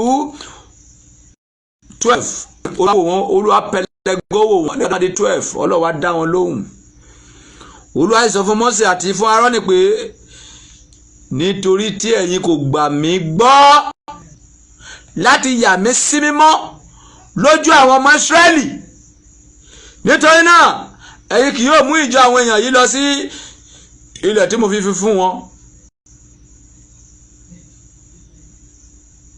ẹ ò ní délẹ̀ lérí ó parí pásítọ̀ gba ìdájọ́ torí pé kò sí kí ni kò kíyè sára. Tọ́lọ́ bá fún ẹ lágbára má yàyọ̀ jù ẹni ìdí nìyẹn tí tọ́pìkì yẹn fi jẹ́ wípé ẹni tó bá dúró kó kíyè sára kó má bàa ṣubú. Ipò tí mo wà yí ipò ẹlẹgẹ́ ni mo gbọ́dọ̀ máa kíyè sára. Àwọn ẹlòmíì tó bá pè mí lórí fóònù, kábíyèsí o ọba Solomoni à ń gbádùn yìí o, màá ní Ọlọ́run ló ń jẹ́ bẹ́ẹ̀ kì í ṣe mi, àpèjà lásán ni. Ìwọ kábíyèsí, who is kábíyèsí? Ọlọ́run nìkan ni kábíyèsí. But o gbọ́dọ̀ respect mi. Nǹkan tó respect yẹn ní ọ̀rọ̀ yẹn, Ọlọ́run ló respect kì í ṣe mi. Kábíyèsí ọba Solomoni, Ọlọ́run ló ń jẹ́ bẹ́ẹ̀.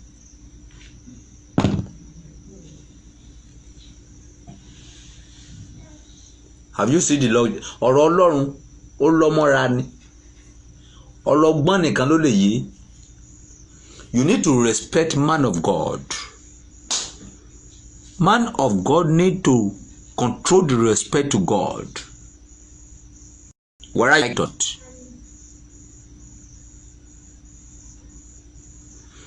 But our man of God today, they collect the respect and tie it down to themselves. That is why all their members look them as a god.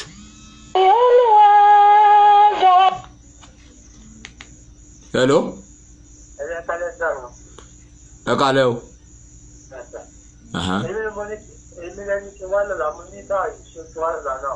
Mo wà nílé. Ṣé ẹ ò gbọ́ gbogbo address tí mo júwe láti yọ yẹ ẹ gbọ́ ni? Níbo lẹ ti fẹ́ wá? Níbo lẹ ti fẹ́ wá? Ìlú wo lẹ ti fẹ́ wá? Látàgbójú ni. Agbójú ṣe bí ẹ mọ̀nà dájà. Láti àjà ẹ wọ mọ́tò ẹlẹ́kọ̀. Láti ẹlẹ́kọ̀ ẹ wọ mọ́tò Folú. Folú. Tẹ́ bá ti wá dé Folú ẹ sọ pé ilé ta ló fẹ́ kú bàbá àgbà lẹ́yìn lọ kò sẹ́ni tó mọ̀ mí. Ilé ta ló fẹ́ kú bàbá àgbà? Ta ló fẹ́ kú bàbá àgbà? That's it.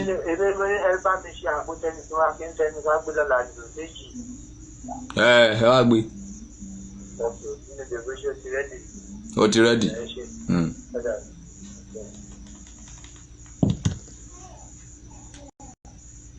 Mọ́mì dáàdì ẹ má bínú.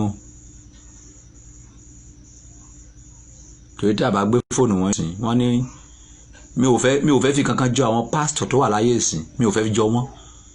Torí àwọn kan máa ń sọ̀rọ̀ kan fún mi tó máa ń yà mí lẹ́nu. Wọ́n ní alàgbà àdúpẹ́ gan o tẹ́ gbé fóònù yín o. Èmi jẹ́ Jésù ní kí ló sì mí ní gbé fóònù? Ṣé èmi jẹ́ àlùjọ̀nù ni? Ṣé èmi jẹ́ special? Ṣé èmi yàtọ̀ sí wọ ni? Kí ni Bíbélì pè wá? Ará. Ṣé òwò ọmọ Bíbélì tó wà ìyá Abigail? Wípé ará ni gbogbo yín, wípé ará. Bíbélì tó sọ pé ará ni gbogbo yín, wípé ọ̀kan ni Kristi. Yes, ó yẹ kí n get it. Go back to that Matthew 23. Kò sí pastor ò special jọ ọmọ ìjọ ẹ lọ. That is the same thing. I'm not special than you. You are not special than me. Nǹkan special ní ẹ̀bù. Ẹ̀bù kí Ọlọ́run ló ní ẹ̀bù kì í ṣe ní ẹ̀bù. Ọlọ́run sọ Ọlọ́run ló ní kì í ṣe tèmi. Alàgbà mi ò mọ̀ pé ẹ máa gbé fóònù. Kí ló tí mi ní gbé? Kò sí WhatsApp tó wà lórí fóònù mi tó bá jẹ́ 100. Kí lẹ tún mọ́ máa dáhùn gbogbo ẹ̀ tán one by one. Yes. Nǹkan ẹyọkan tí mi ò kì í ṣe ni wípé tí n bá rí miss call mi ò kì í máa pè. Ìdí tí mi ò kì í fi ń ṣe ni wípé bóyá ẹni tó pè mí yẹn bóyá obìnrin ni mi ò mọ̀, bóyá ẹni tó lọ́kọ sílé kí bá lọ máa pè padà láago 10. Àná wọ́n disturb ìyàwó wọn, ara mi kẹ́kọ̀ọ́ wọ̀ sí. Tẹ́ni ẹ bá try tó bá gbé padà bóyá ìgbà tó ń pè yẹn bóyá mo wà ní program, bóyá ìgbà tó ń pè yẹn bóyá mo wà ní church. That is all. Ṣùgbọ́n o ṣe wà fún mi reply ẹ̀rọ ló pa. 100 mama wo one by one. Bó jẹ́ aago 2 òru máa parí ẹ̀ máa rí pé mo reply ẹni yẹn. That's who I am. Kò sí ọjọ́ tó wá sí ilé mi tí mi ò ní dá ẹ lóhùn. Mi ò kì í ṣe pastor tó máa sọ fún ẹ pé ọjọ́ Tuesday mo fi ń dá àwọn èèyàn lóhùn. Ọjọ́ Wednesday, who are you? Nǹkan tí mi ní fi dá ẹ lóhùn.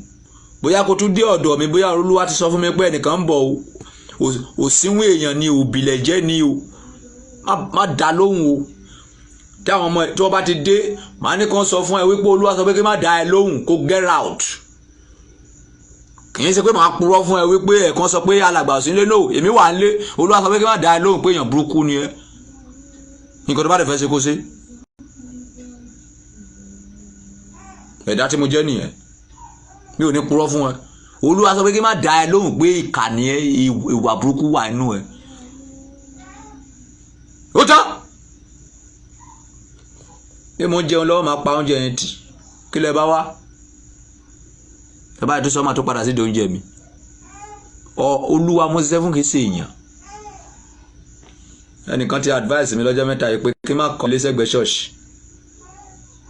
tí wàá fẹ́ commission sẹ́yìn ṣọ́ọ̀ṣì ó ní kí n kọ́ ilé torí disturb ó máa pọ̀ jù mo fẹ́ kàn disturb mi kàn pa mí kàn kí n fit sórí ọ̀rọ̀ Ọlọ́run kí n sọ̀rọ̀ títí báyìí kí n kú mo máa like irú kan bẹ́ẹ̀ àbí kí n jó títí báyìí kí n kú ṣọ́ọ̀ṣì mo máa like ẹ̀ èmi máa ṣe iṣẹ́ Ọlọ́run kú ni o kò sí sinmi o òru tó yẹ kí n máa fi sinmi àwọn tó wà ní London àwọn tó wà ní Amẹ́ríkà ìgbà ni wọ́n máa pè alàgbà nǹkan báyìí èmi à lè sọ̀rọ̀ 1 hour èmi 2 hours ìgbà míì tí bá máa jí tí bá máa fẹ́ sùn aago 4 máa kàn sùn fẹ́rẹ́fẹ́ mo tún padà wá síbí láago 5 mi ò kí sinmi o ìdí ni tẹ́ fi rí mi pé ọrùn mi gùn bíi ti tòlótòló àwọn ìyàwó mi gan ò gbádùn mi mọ́ mo dẹ̀ ti sọ fún wọn pé tó bá mọ̀ pé òun gbádùn mi kó gbọ̀nà lé bàbá ẹ̀ lọ kàbí kó lọ fọ́kọ̀ mi kì í ṣe dandan yes bó jẹ́ ẹ̀kan lóṣù mo ráyè àti dú ẹ̀kan lóṣù nínú ló máa gbà tí o bá ti pé ẹ gbọ̀nà lé bàbá ẹ̀ lọ ó gbóhùn tí àwọn sáwọn nìkan ni ìpè ayé pé mí ìpè ọ̀run pé mí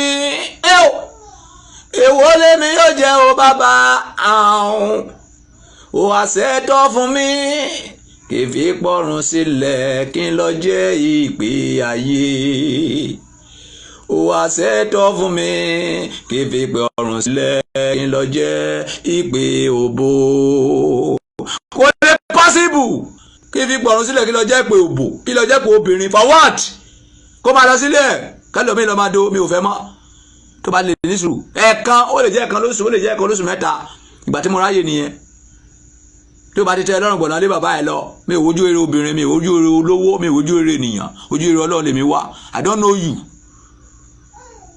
mi ò kí ṣe Samsoni ó dẹjọ́ máa ń sọ̀rọ̀ Ọlọ́run now you need to have time for me ó yá wèrè ni time for who ó gbọ́ àwọn tí Bíbélì mi sọ ni kí ìwọ kí o fẹ́ràn Olúwa Ọlọ́run rẹ pẹ̀lú gbogbo okun rẹ pẹ̀lú gbogbo agbára rẹ pẹ̀lú gbogbo èrò inú rẹ kó fi fẹ́ Olúwa Ọlọ́run rẹ kí wọ́n lè fẹ́ kí wọ́n fún ìyàwó ó dẹ́ àwọn wa púọ́. I don't know anybody I know God ìjọ tó lọ́n bá yọ̀ǹda mi wípé ó yá lọ ṣe díẹ̀ àtúnṣe súkẹ́súkẹ́ tí mo ń ṣe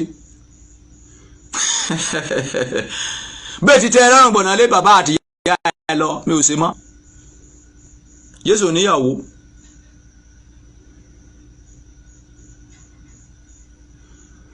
Bíbélì mi tún wá sọ fún mi kan nìkan ó ní tó bá fi aya ọmọ ẹbí ilé ilẹ̀ ara sílẹ̀ torí ti èmi ó ní wà lọ́pọ̀lọpọ̀ bàbá wà lọ́pọ̀lọpọ̀ ìyá wà lọ́pọ̀lọpọ̀ ìyàwó wà lọ́pọ̀lọpọ̀ ẹbí wà lọ́pọ̀lọpọ̀ ara. nǹkan táwọn pásítọ̀ ẹ̀ máa ti ṣe ni pé you need to have time for your wife o èmi ò ráyè fún wife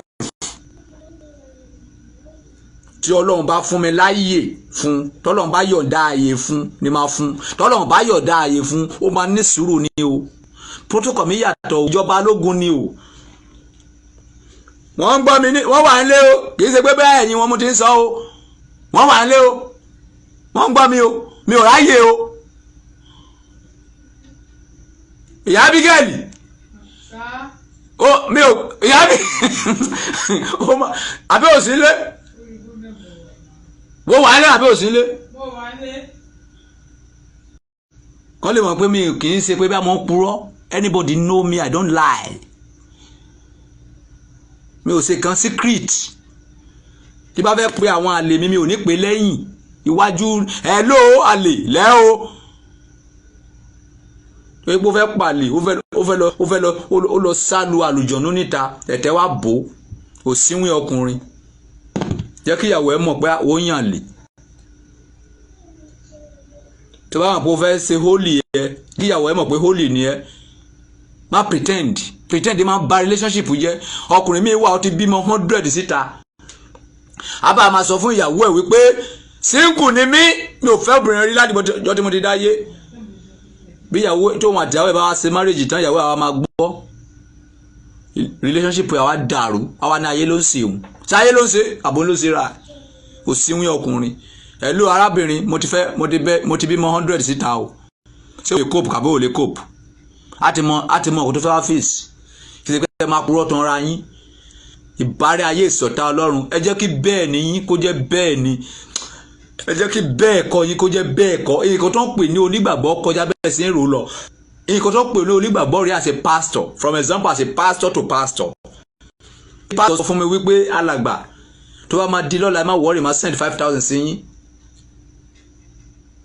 màá sọ pé aago mélòó màá ní aago mẹ́fà a ní aago mẹ́fà ló fẹ́ send owó yẹn ó wá di aago mẹ́fà lọ́la alàgbà ọ̀kọ́lù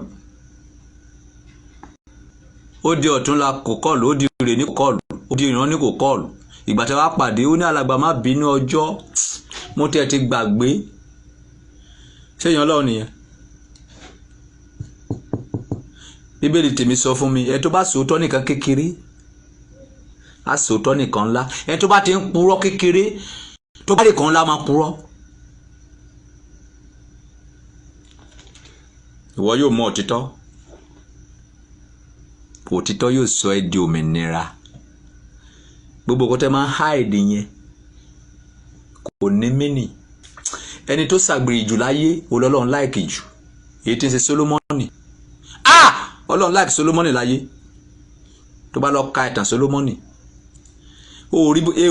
bíbélì máa kọ́ ẹ bó ṣe máa toast obìnrin kò sí kan tó sí ní bíbélì á kọ́ ẹ bó ṣe máa toast obìnrin torí ẹ máa tẹ̀lé bíbélì á kọ́ ẹ bó ṣe máa train ọmọ ẹ bíbélì á kọ́ ẹ bó ṣe máa ṣe ìdílé ẹ tí ò ní máa ṣe bí tàwọn òyìnbó tẹ́wọ́n máa tẹ́sán ìdìrìn kalẹ̀ kò sí nǹkan tó wá láyé tí ò sí ní bíbélì kò sí nǹkan tó wá láyé tí ò sí nínú Koran kò sí nǹkan tó wá láyé tí ò sí nínú odù Ifá.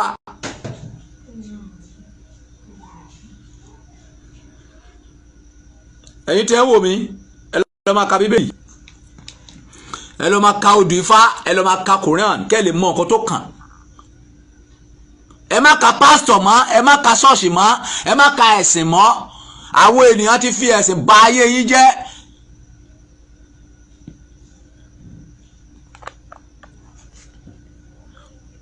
ó kù sọ́wọ́ mi ẹ̀yin tí ẹ fẹ́ join ní WhatsApp group tẹ́ bá ti cut fóònù yìí tẹ́ bá ti cut program yìí ẹ lọ sórí profile mi ẹ máa ti rí òtítọ́ ọ̀rọ̀ Ọlọ́run WhatsApp group ẹ click orí ẹ máa wọnú WhatsApp lọ direct máa accept yín WhatsApp yẹn wà fún nǹkan méjì ọ̀rọ̀ òtítọ́ ọ̀rọ̀ Ọlọ́run àti wípé láti di ara wa lámùrè agbára èèyàn ò lè ṣiṣẹ́ Ọlọ́run láì agbára ẹ̀yin yóò gba agbára nígbà tẹ́mi mọ́ bá balẹ̀ yín ṣùgbọ́n láì ní ọ̀rọ̀ Ọlọ́run ò lè ní agbára inú ọ̀rọ̀ lè agbára wà gúrùpù yẹn gbogbo ilẹ̀ máa ní àǹfààní láti sọ̀rọ̀ Ọlọ́run àwọn máa pín fún yín 1 by 1 tẹ́ bá ti sọ̀rọ̀ tán ẹ tó bá ní question kó béèrè ibi tó bá kùn díẹ̀ ká fi kún a máa fi kún èyí tó bá ní amendment a máa sọ pé kò ní amendment bó ṣe rí nìyẹn a fún yín ní topic tẹ́ máa ṣiṣẹ́ lórí program ẹ ti bẹ̀rẹ̀ lọ́la láti WhatsApp ṣùgbọ́n program torí Facebook yẹn everyday by day nìyẹn àárọ̀ alẹ́ lẹ máa rí mi lórí program tẹ́ máa fi ọ̀rọ̀ Ọlọ́run bọ́ àwọn ènìyàn iṣẹ́ tí mo gbà nìyẹn so ìwọ tó bá ní àwọn ènìyàn share fídíò yìí pẹ̀lú wọn àìmọ́dẹ̀gbà gbígbà àti ní WhatsApp YouTube channels mo ti sọ pé kí wọ́n lọ yí orúkọ yẹn padà sí òtítọ́ ọ̀rọ̀ Ọlọ́run wọ́n ti yọ kó nínú King Solomon tẹ́ bá fẹ́ wo WhatsApp tẹ́ bá fẹ́ wo wá YouTube ẹ click òtítọ́ ọ̀rọ̀ Ọlọ́run by King Solomon ló máa gbé gbogbo àwọn fídíò láti ṣe jáde. So iṣẹ́ Ọlọ́run ṣe kíni ó ń tẹ̀síwájú. Gbogbo nǹkan tó ń ṣe báyìí WhatsApp àti YouTube kò sí èdè tí mo mọ̀ nípa ẹ̀. Àwọn èèyàn ló ń pè láti lóyìnbó alàgbà kò yẹ kó rí báyìí ló yẹ kó rí. Mo máa tún lo ọgbọ́n wọn ìgbà tí mo mọ̀ pé ìkan tó ń advice mi nǹkan gidi ni bí ọ̀rọ̀ Ọlọ́run máa ṣe kíni bó ṣe máa tàn káàkiri. Wọn advice mi pé kí má ṣiṣẹ́ Ọlọ́run, ẹ tó bá advice mi pé kí má ṣiṣẹ́ Ọlọ́run máa bẹ́ẹ̀ pè fún. Nǹkan tí wọn náà bá ní láti fi ran iṣẹ́ ìránṣẹ́ yìí lọ́wọ́ ṣe ọpọlọ mi wà tó bá mọ̀ pa tó lè lò tí ọ̀rọ̀ yìí máa fi tàn káàkiri tí òtítọ́ máa fi gba gbogbo ìlú kan tá máa lé rọ́wọ́ gbó ṣe very compulsory. Tó bá lè jẹ́ pé studio náà lágbára ẹ̀ka ẹ wá ṣe studio sí àdúgbò mi bíi eléyìí tí mo fi ń lo fóònù pópópópó yìí irúfẹ́ gbogbo àwọn tó wà tó bá mi ka bíbélì á lè máa wojú wọn tọ́lọ́ bá kẹ́ ẹ wo lè ṣèyẹn náà kò ní jẹ́ pé fóònù kékeré la máa lò. Ní orúkọ Jésù Ọlọ́run akọ́ àmọ́ ẹ ṣe ìwọ tó bá nífẹ̀ẹ́ sí ni òkè ṣe tipátipá o. Ìwọ tó bá mọ̀ pé wo fẹ́ràn láti máa sọ ọ̀rọ̀ Ọlọ́run wo dẹ̀ gba agbára ni kó join ní group yẹn. Tí bá gbé program fún ẹ tí ò bá ṣe máa yọ ẹ kúrò. I don't tolerate nonsense. Mi ò wá síbẹ̀ láti wá ranjú wa. Mo wá síbẹ̀ láti kọ́ ẹ̀kọ́ lára wa. Àwa náà wá kẹ́kọ̀ọ́ lára ẹ̀. Ṣé èèyàn ṣe lè wà lẹ́tà nílẹ̀ kọ́kọ́ lára ẹ̀? Ìwọ tó bá ti lè wà nínú group yẹn wàá wà ẹ́ sùn. Tó bá yẹ pé awo ni ẹ wàá wà ẹ́ sùn lórí ọ̀rọ̀ awo fún wa. Tó bá yẹ pé pastor ni ẹ tó bá yẹ pé Christian ni ẹ wàá wà ẹ́ sùn nínú Bíbélì fún wa. Tó bá yẹ pé Mùsùlùmí ẹ wàá wà ẹ́ sùn nínú Quran fún wa. Tí bá ti bèrè lọ́wọ́ ẹ pé irú ẹ̀sìn wo ló ń ṣe tó bá ti rí nǹkan kan tó bá ti rí ọ̀rọ̀ point kan dì mú máa yọ ẹ kúrò. Ibẹ̀ wà fún ẹni tó ṣe tán láti ṣe kíni láti sọ ọ̀rọ̀ Ọlọ́run tó dẹ̀ fẹ́ gba agbára. That's the meaning of that group.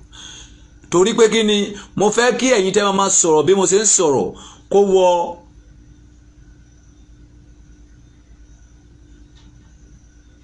5 million people. Tí ẹ̀yin 5 million bá lè máa sọ̀rọ̀ bí mo ṣe ń sọ̀rọ̀ ìjọba gan ní rí bí fojú sí mọ́.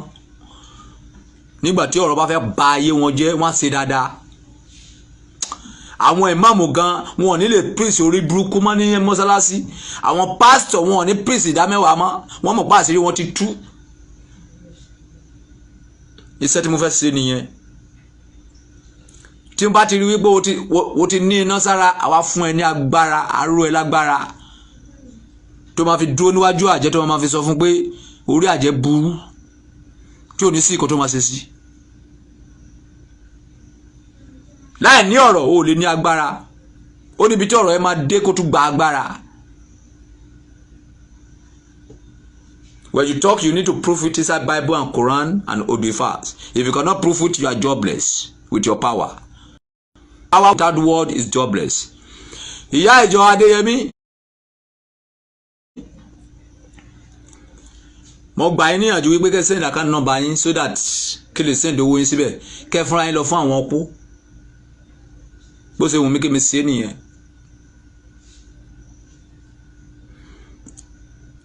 Tí ẹ bá dẹ̀ sọ wípé ẹ ò fẹ́ bẹ́ẹ̀ ẹ máa add me up lórí WhatsApp.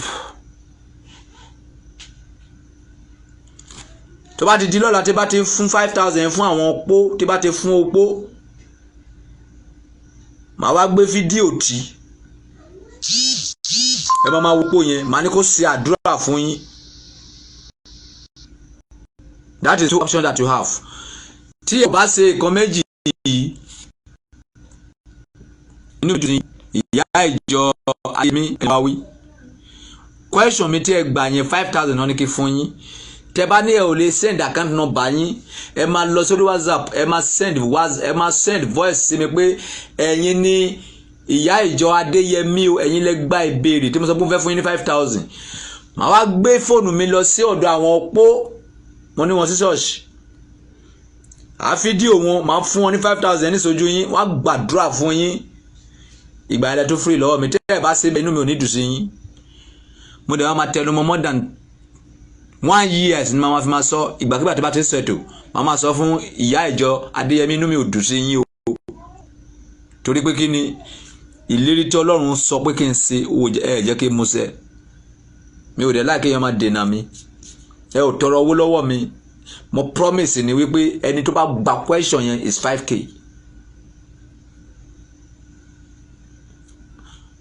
ọkàn mi dẹ̀ ti yọ̀ǹda tí bá fún yín ní 5,000 lálẹ́ yín sìn kílẹ̀ tó mọ́ Ọlọ́run lè fi pèsè 5 million fún mi mi ò fún yín torí pé mo fẹ́ yàn yín lálẹ́ mo fún yín torí pé ẹ dáhùn ọ̀rọ̀ Ọlọ́run orí mi wú torí question tí mo béèrè yẹn àwọn pastor gan ò mọ̀ tó bá béèrè lọ́wọ́ pastor wípé kí ló dé tí Mósè ò fi wọlé lérí wọn ní ìbínú ni kí ló dé tí Mósè ò fi wọlé lérí wọn ló fi ìbínú lu àpáta omi rọ́ jáde ó gbé àwọn ènìyàn lọ nǹkan tó ń kọ́ àwọn ènìyàn nìyẹn kò dẹ̀ sí bíbélì ṣùgbọ́n torí pé ẹ̀yin ka bíbélì ẹ̀ dáhùn question mo ní mo fẹ́ fún yín 5,000 ẹ̀dẹ̀ dènà ẹ̀dẹ̀ disturb mi látàárọ̀ ẹ̀ fún mi lákàtúntì nọ́mbà yín ẹ̀ wá ń wàásù fún mi kí náà kọ́ lẹ́ẹ̀kan.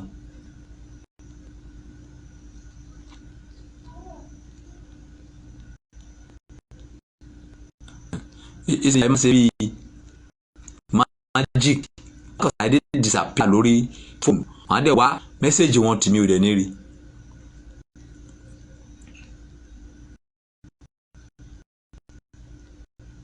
ìyá àjọ yìí ìṣe náà magic bóyá gan irú èèyàn bíi tèmi wọ́n wò mọ́ bóyá gan ìjì mi ni wọ́n wò mọ́ lọ́rọ̀ wọn tí yé mi láti ṣe bá mẹ́sẹ̀gì wọn tì àdá ìdí disappear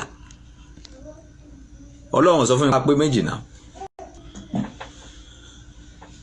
ẹ ká lẹ́sà o anybody máa pè this time around.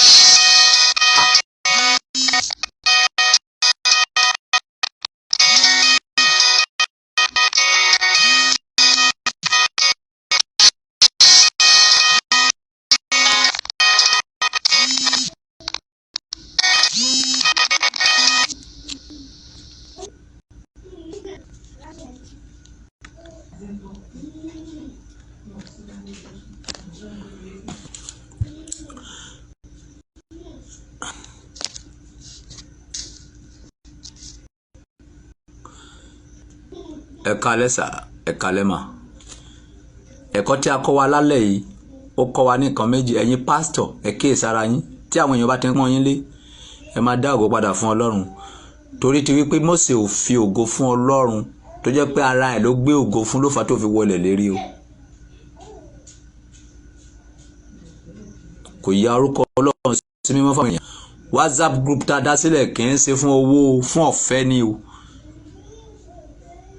kì í ṣe wípé ẹni tó bá fẹ́ wọ WhatsApp group kó mú 1,000 wá kó mú 500 wá ọ̀fẹ́ ni o lọ síbẹ̀ kó kílíkì ẹ̀ kó wọbẹ̀ ìwọ tó bá wọn kó o fẹ́ sọ̀rọ̀ Ọlọ́run ni o o nífẹ̀ẹ́ sí ọ̀rọ̀ Ọlọ́run o fẹ́ sọ o dẹ̀ fẹ́ máa gbọ́ ni kó wọbẹ̀ tó yẹ gbogbo ilẹ̀ máa wàásù kò bá jẹ́ awo kò bá jẹ́ pásítọ̀ kò bá jẹ́ ìmáàmù kò bá jẹ́ ọmọ ìjọ lásán gbogbo ilẹ̀ máa wàásù gbogbo ara fẹ́ wàásù ń bẹ̀ program dẹ̀ máa bẹ̀rẹ̀ látọ̀la lọ so gbogbo voice record tí bá ti send síbẹ̀ ìwọ tó wà ń bẹ̀ tí bá ti send voice record rí pé ẹ play ẹ̀ tẹ́ bá ti wá play ẹ̀ ìwọ tó bá ti gbọ́ pé ìwọ ló ní program mi ò ní fún yín ní aspect time tẹ́ máa fi ṣe program yẹn no tí bá ti sọ fún yín pé lágbájá ẹ̀yin lẹ ní program léni o ẹ̀yin lẹ máa sọ̀rọ̀ Ọlọ́run fún wa léni this is your topic àbí kò yé yín so nǹkan tẹ́ máa wá ṣe ni wípé láti àárọ̀ títí dalẹ́ ìgbàkígbà tó bá ti ní time ló máa ṣe wàásù síbẹ̀ torí pé kí ni tí bá sọ pé ká máa fi sí time ẹlòmíì lè wà níbi iṣẹ́ so nígbà tẹ́ni ẹ bá ti wá ṣe wàásù yẹn síbẹ̀ anybody tó bá ti wá bá ìwàásù yẹn comment sísàlẹ̀ tó bá yẹ pé o níbèrè comment ẹ̀ sísàlẹ̀ níbẹ̀ a máa bára wa níbẹ̀ a máa bára wa níbẹ̀ so tẹ́ni ẹ bá ti wá wàásù tó ní kálukú bá ti sọ nǹkan tó mọ̀ nípa nǹkan tí ẹni yẹn sọ yẹn bàbá rẹ tó ní àfikún tó fẹ́ fikún kó fikún tẹ́ni yẹn bá ṣe wàásù yẹn mi ò ní kẹ́ dá anybody lẹ́jọ́ kò sẹ́ tó mọ̀ ẹ́ sí wípé okùn díẹ̀ káàtó kò dìyàn ọ̀kan ẹ̀ wá Ọlọ́run nìkan ló mọ̀ ẹ́ tó mọ̀ wàásù wà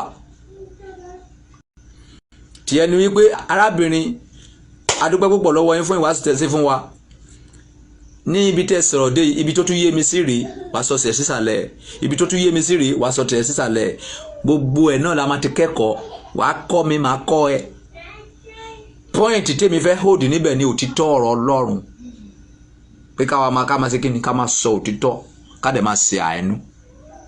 That's the key. Ẹ máa ti rí link yẹn lórí profile mi, ẹ lọ síbẹ̀ kẹ́ click ẹ̀, òtítọ́ ọ̀rọ̀ Ọlọ́run WhatsApp group, ẹ lọ síbẹ̀ kẹ́ lọ join WhatsApp group yẹn, kẹ́yìn náà kẹ́ dẹ̀ share. Ẹni tó bá fẹ́ gbọ́ ọ̀rọ̀ Ọlọ́run tó bá dẹ̀ fẹ́ dira ẹ̀ lámùrè ní group yẹn wà fún. So bó ṣe rí nìyẹn o, ẹ káalẹ́ sà, ẹ káalẹ́ mà. Ẹ fẹ́ lọ sùn, ẹ ò ní sùn lé ikú lọ́wọ́ o, ẹ ní sùn lé àìsàn lọ́wọ́, ẹ ní rí ìdààmú, gbogbo àdáwọ́lé yín pátá ayọ̀rẹ́sẹ̀rẹ́. Mo tún advice yín lẹ́ẹ̀kan sí ẹ jọ̀ọ́, ẹ máa ka bíbélì yín, ẹ sọ bíbélì yín di ọ̀rẹ́, ẹ bẹ̀rẹ̀ láti Genesis. Tí ò bá yí ẹ má bọ́ síwájú.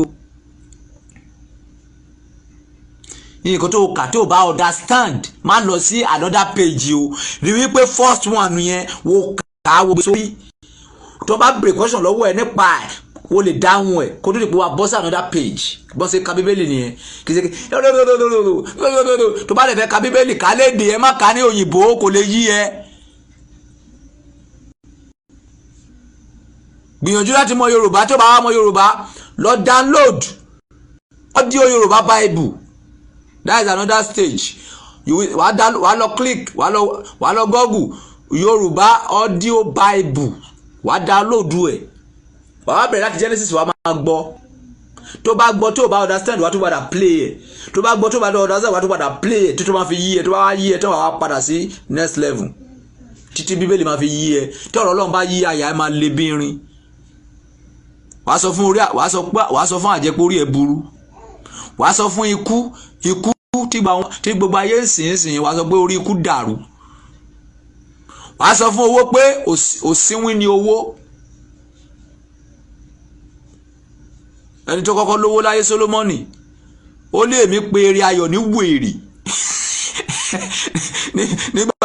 nígbà tó rí owó tó rí pé owó ò ní value, tó rí pé nígbà tó kó ayé owó bàjẹ́, oníṣòwò mọ̀ bóyá sí èrè ọmọ kan ló wọn á jogún lọ́la. Ó ló ń pé eré ayọ̀ àti ẹ̀rín ní wèrè. Eré ayọ̀ tẹ́yìn ń gbàdúrà pé ẹ fẹ́ ní. Ẹ lọ ka bíbélì kó yé yín, ẹ mọ̀ nǹkan tó tọ́ àti nǹkan tó yẹ. Tèmi ni pé kí wá tàn mọ́lẹ̀ fún ẹ, tèmi ni pé kó máa rìn nínú ìmọ́lẹ̀ náà. That is the key. So God bless you all. Ẹ jẹ́ kí lọ dá àwọn ìyàwó mi lóhùn, wọ́n ti ṣẹ́jú sí mi. Ẹ káalẹ́ sà, ẹ káalẹ́ mà. Orúkọ tèmi lẹ́ẹ̀kan sí ni Adélànà Adékúnlé Solomon aka ta ló fẹ́ kú bàbá àgbà 1 before but now King Solomon for all nation. Ọba Solomoni fún gbogbo àgbáyé, bóyá o fẹ́ ni bóyá o kọ̀, Olúwa ti fi mi jẹ́. Kò sí bàbá ẹnìkan tó lè gba adé lórí mi àfi Ọlọ́run. Ó dijọ́ tí bá bẹ̀rẹ̀ sí ń purọ́ kí adé náà tó kúrò. Ó dijọ́ tí bá bẹ̀rẹ̀ sí ń ṣèké kí adé náà tó kúrò. Tí ìbá ti purọ́, tí ìbá ti ṣèké, tí ìbá ti dúró lóòtítọ́, màá ní owó á mímì gbogbo àgbáyé. Torí Ọlọ́run ló máa ṣe kíni, ló máa ń pèsè owó fún èèyàn, kì í sí ènìyàn. Ẹni tí Ọlọ́run bá rán ènìyàn sí máa ṣàánú ènìyàn. Bye for now.